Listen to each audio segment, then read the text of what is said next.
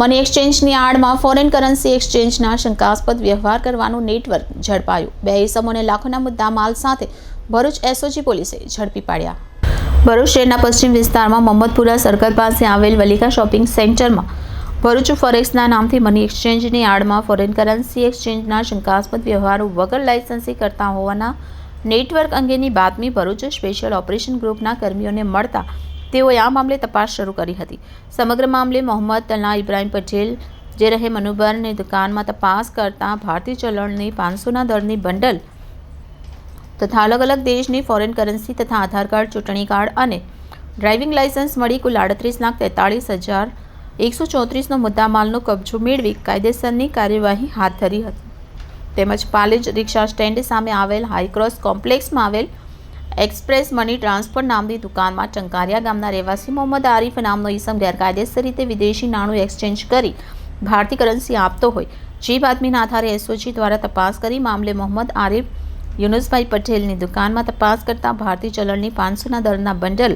તથા જુદી જુદી વિદેશી કરન્સીના અલગ અલગ દરની તેમજ મોબાઈલ મળી કુલ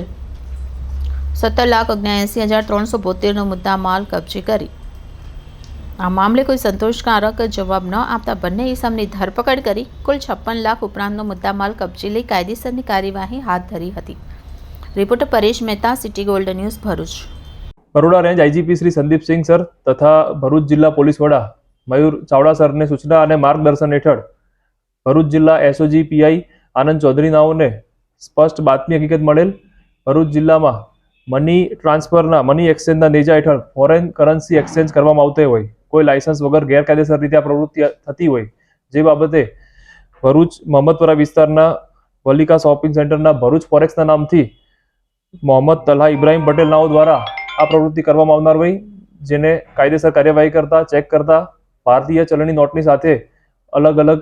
અન્ય દેશોની ચલણની નોટો મળી આવેલ કુલ 38,43,000નો મુદ્દામાલ મળી આવેલ। આ સાથે જ આધાર કાર્ડ, ચૂંટણી કાર્ડ અને ડ્રાઇવિંગ લાયસન્સની 12 ઓરિજિનલ નકલો મળી આવેલ।